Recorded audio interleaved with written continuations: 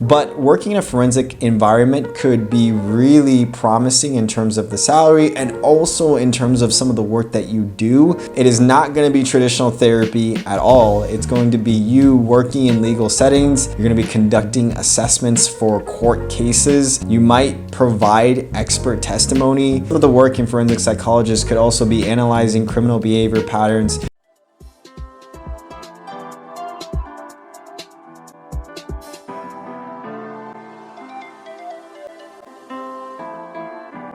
What is up, fam? Welcome back to the channel. My name is Phil Sarpon. This is Phil's Guide to PsyD. This channel is dedicated to all things psychology, wellness, and graduate school. Today we have a very special video planned. This is specifically for people who already have a clinical psychology degree or are planning on having a clinical psychology degree. And these are just some of the things that you can do other than traditional forms of therapy. Now, this was really helpful for me, especially in helping me make the decision to want to pursue clinical psychology, because I didn't realize all of the different things that a clinical psychologist can actually do in terms of their career. The first thing that you can do, which I've talked about in previous videos, is you can go into academia. So you can either become a university professor or a researcher, a full-time researcher, work in academic settings, do teaching, conduct research. There is going to be obviously a lot of grant writing that you're going to do, because that is pretty much just expected when you're working in academia, or be able to do a lot of diverse different things with your research. It does offer a lot of opportunities for that as well. There are even some nonprofit organizations that will hire clinical psychologists specifically for research. And so you may be able to do some nonprofit work in terms of conducting research on mental health issues,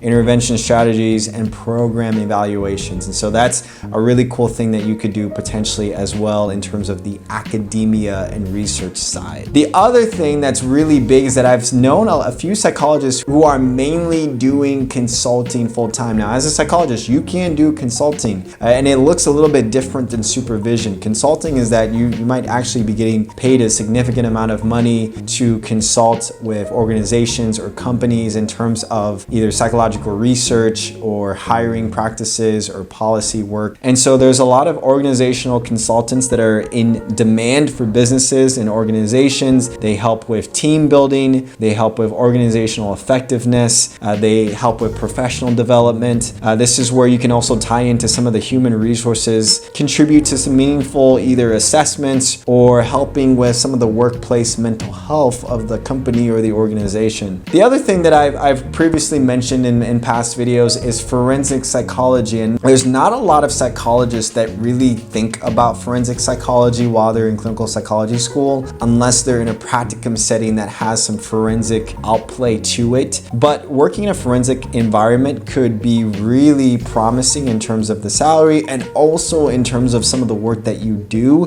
It is not going to be traditional therapy at all. It's going to be you working in legal settings. You're going to be conducting assessments for court cases. You might provide expert testimony. Some of the work in forensic psychologists could also be analyzing criminal behavior patterns. There's also healthcare administration. So there's a lot of psychologists that actually mainly just do administration. In fact, specifically in the VA, there are multiple career avenues for psychologists to work primarily in administration. And so this would be where, and you overlook the work of all of the psychologists within that department, whether it's in training, whether it's in supervision, whether it's in leadership opportunities. Administration is something that could be really beneficial. It's also a way that psychologists can actually kind of move up into their career. Typically when they start to do more things that involve administration, that does tend to be a little bit more of a salary bump. You could also work as an administrator in a clinical psychology program. So in a training office, you might be the one that is just primarily overlooking the work of students and faculty and research directors. Here's a fun one to think about is policy and advocacy. There's a lot of clinical psychologists that work primarily in policy and research analysis.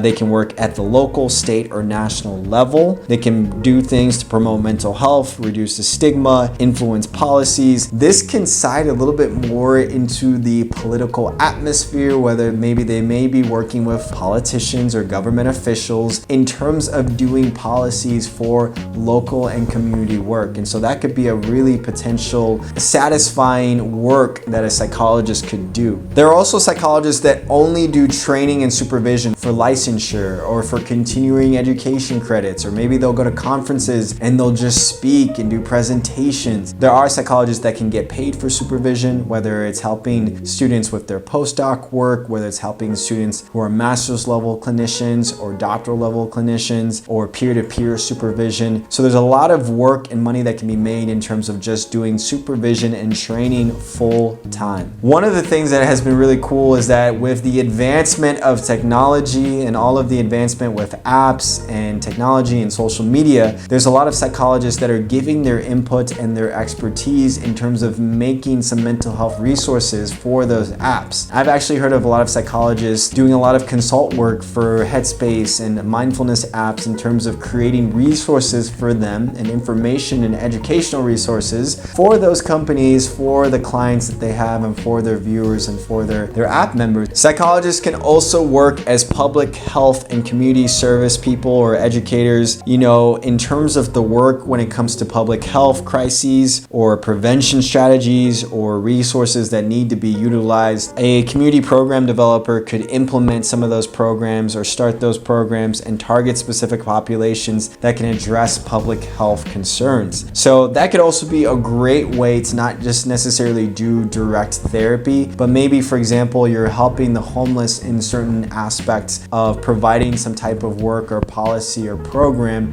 to help those marginalized populations or those communities. All right, so those are 8 things that you can do as a clinical psychologist after you get your degree, after you go through your internship or your postdoc or your licensure. If you are wanting to have a little bit more variety in terms of your work-life balance and you don't want to just do therapy all day, every day, and you want to mix it up a little bit, those are some opportunities that you can look into in terms of mixing it up in your career, maybe adding some different fun things, unique aspects to your CV, and engaging in some type of field or work or niche that could really be valuable in terms of improving your skills or learning a whole new skill set. And so that is one of the things that I think I love the most so far about clinical psychology, is the vast array of different things that you can do in this field. It does not have to just be traditional therapy. It could be a host of other different things that you can do as well. If you have any questions, definitely put it down in the comment section below. If you have not already, like I said before, subscribe to the YouTube channel, and I will see you all in the next video.